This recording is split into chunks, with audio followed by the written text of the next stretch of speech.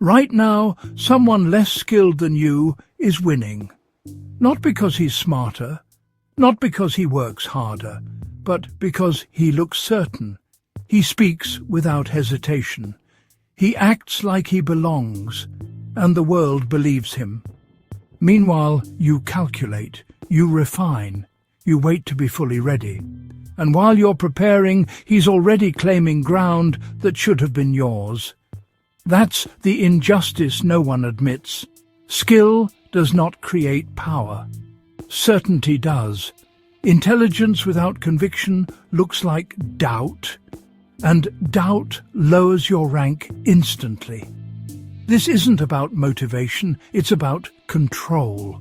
Not adding confidence, but removing hesitation. Not becoming louder, but becoming unquestionable. And this is not accidental, it's ancient. People like to believe the world rewards truth, intelligence, and accuracy.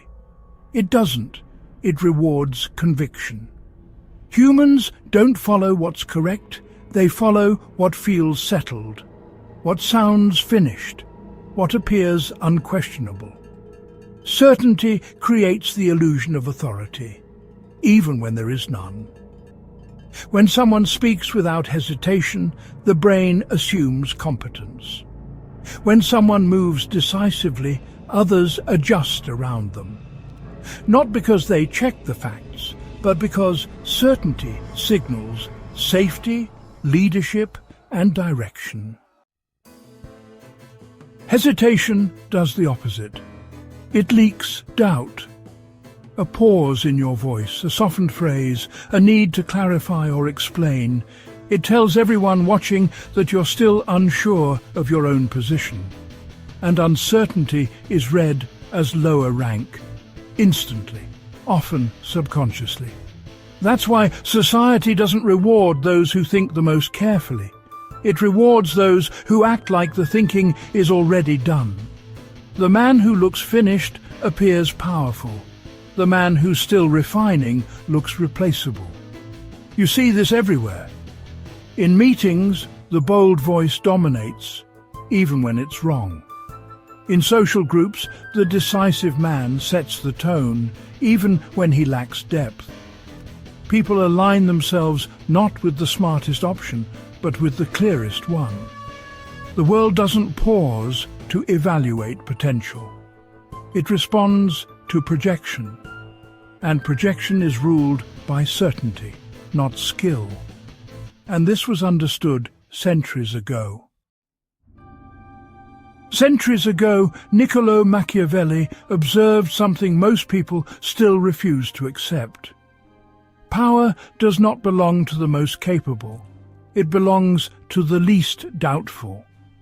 In royal courts, in political games, in shifting alliances, the men who rose weren't always the wisest or the most skilled. They were the ones who appeared certain. They acted before others finished debating. They spoke as if their decisions were inevitable. And once they moved, reality reorganized around them. Power flows toward the man who looks like he has already chosen himself. The moment you ask for permission, you lower your status.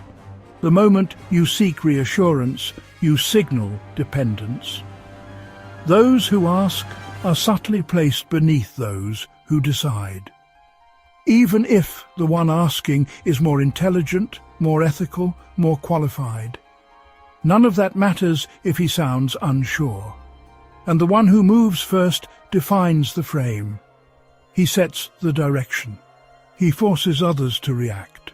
In power dynamics, reacting is weakness. Initiating is dominance. This is the uncomfortable truth. The world does not measure depth before assigning rank. It measures decisiveness. It measures conviction. But the real enemy isn't the world. You weren't born hesitant. You were trained. From childhood, modern men are conditioned to seek approval before action. Speak politely, don't offend. Explain yourself clearly. Make sure everyone is comfortable. Ask if it's okay. Wait your turn. Don't be too intense. Don't be too direct. Over time, this conditioning creates something dangerous, an internal voice that monitors you constantly. That voice tells you to soften your language, to add maybe, to say I think, to apologize before you've even said anything wrong. It urges you to explain your decisions so no one feels threatened. It tells you that being liked is safer than being respected. This is the inner servant. He lives in your tone, in your posture, in your hesitation. He flinches at conflict. He fears rejection. He would rather be accepted than powerful. And the worst part? He feels like you, but he isn't. That voice is learned. It was installed through repetition, reward, and subtle punishment. You were praised for compliance, corrected for dominance. Over time, you began to shrink automatically, and power begins the moment you turn on it. Power is not built by adding confidence. It's built by inverting your instincts. Every time you feel the urge to shrink, you do the opposite. You expand. You take up space. You slow down instead of rushing. You let your presence settle instead of trying to justify it. When you feel the need to explain yourself, you pause. Explanation is often a reflex, not a necessity. It's the inner servant trying to earn safety. Silence, on the other hand, forces others to sit with your decision. It shifts pressure away from you and onto them. When you want to apologize, especially when no apology is required, you hold eye contact. You let the moment stand.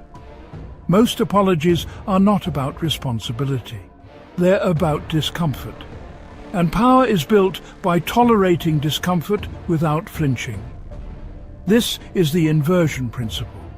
You don't wait to feel confident before acting. You act first, and confidence follows as a byproduct. Certainty is not an emotion. It's a consequence of behavior. Each time you disobey the servant instinct, something rewires. Your body learns that nothing breaks when you stop shrinking.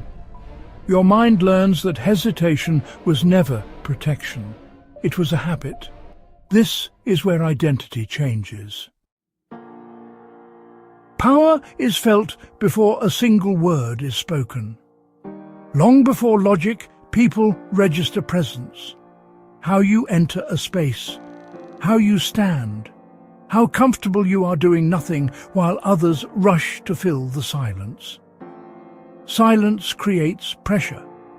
Most people experience it as discomfort, and discomfort makes them reveal themselves. They talk too much. They explain. They compete for attention. They signal insecurity without realizing it. Stillness exposes that. Insecure people are unsettled by calm. They need motion to feel relevant. They need noise to feel safe. When you remain still, when you don't rush to contribute, you become unpredictable. And unpredictability reads as strength. That's why the most dangerous man in the room is rarely the loudest. It's the one who speaks last. Not because he's unsure, but because he's watching. Measuring tone, hierarchy, intent. While others perform, he observes. Presence isn't about dominating the conversation.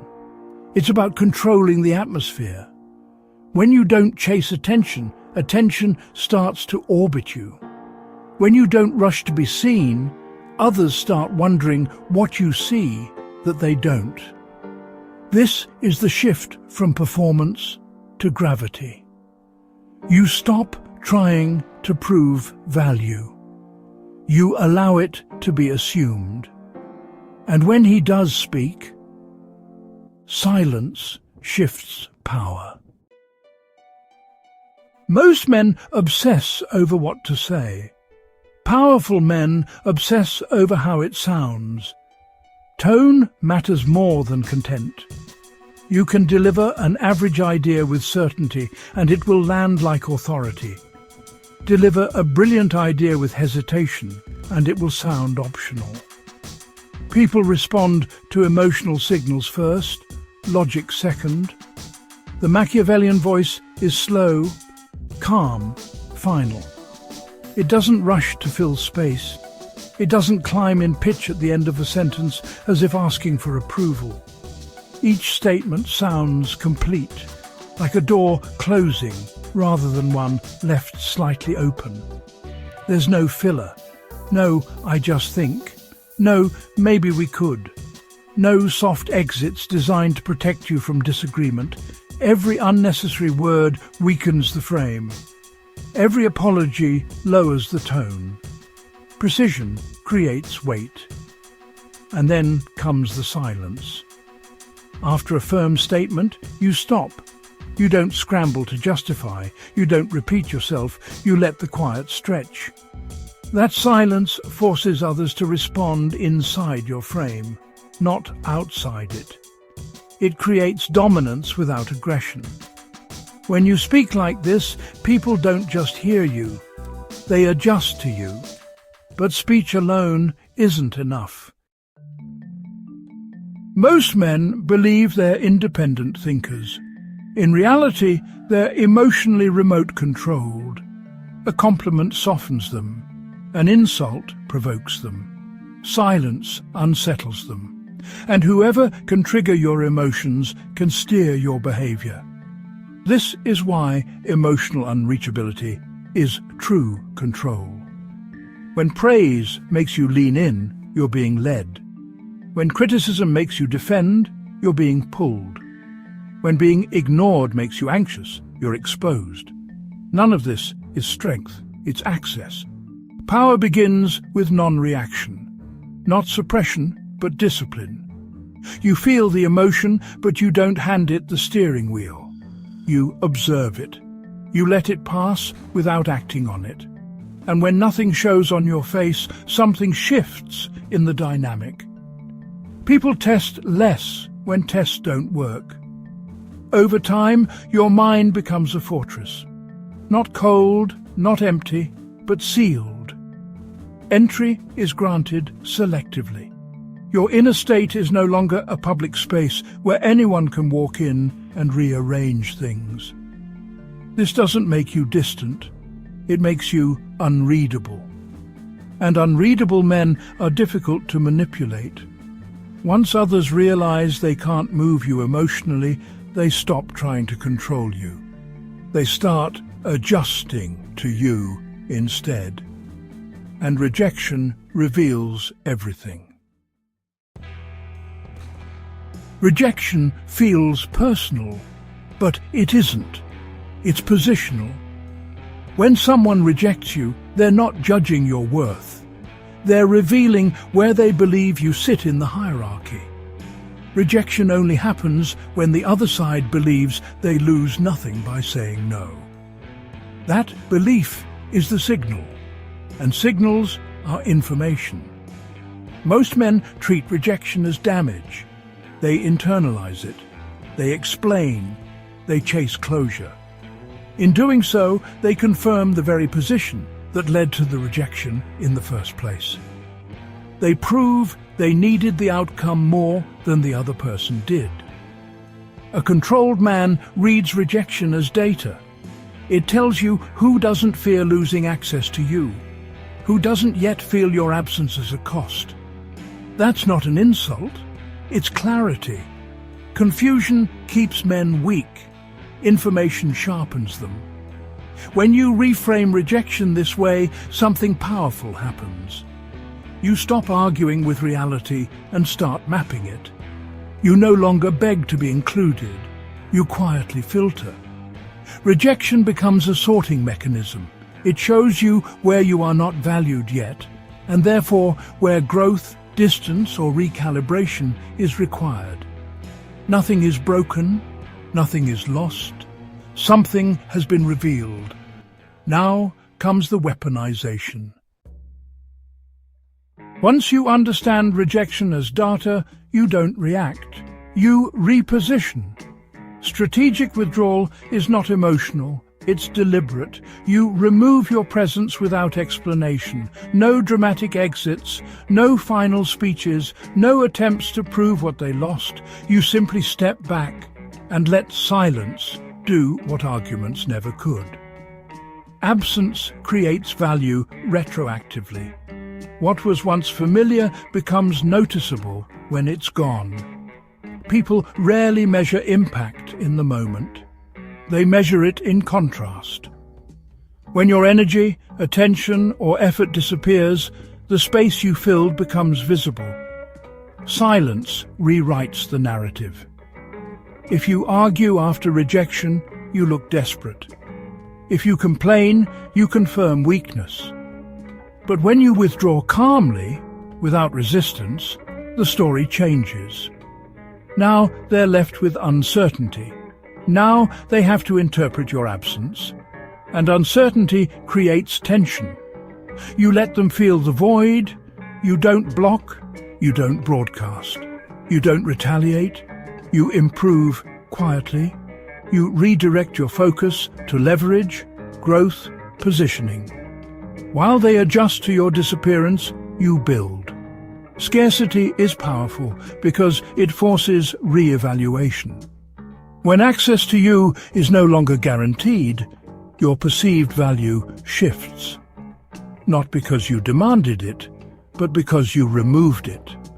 And then you return.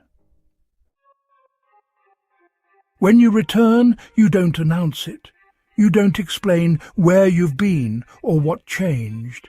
You simply arrive upgraded. No noise, no justification, no visible hunger for acknowledgement. This is where most men fail. They want recognition for their growth. They want closure. They want the other side to admit they were wrong. That urge is emotional, and emotion always weakens leverage. You don't come back for revenge. Revenge needs validation. You come back indifferent, and indifference is authority. Your presence feels different now, calmer, heavier. You speak less, you move slower. You no longer reach for reactions, and that creates discomfort, not because you're aggressive, but because you're no longer readable. Let that discomfort do the work. People sense when someone has detached from outcome, when approval is no longer the prize, when rejection has lost its sting. That detachment quietly rearranges the hierarchy. Conversations shift, attention recalibrates. The dynamic changes without a word being spoken. You don't need to remind anyone who you are now. They'll feel it in what you no longer give freely, in how little you explain, in how unmoved you are by opinions that once mattered. Indifference becomes authority because it signals self-sufficiency. You're not here to convince. You're here because you chose to be. This is the final shift.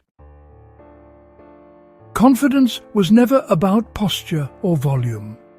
It was always about identity. When your identity changes, reaction disappears. You stop flinching, stop defending, stop explaining. You calculate instead. You choose when to speak, when to move, and when to withdraw. Nothing touches you unless you allow it to. You no longer seek approval because approval requires need. You control access instead. Who hears you? Who sees you? Who gets your time? That control quietly elevates your position. And the world adjusts around certainty. Not because you demanded respect, but because you behave like someone who expects nothing and needs nothing. So build in silence.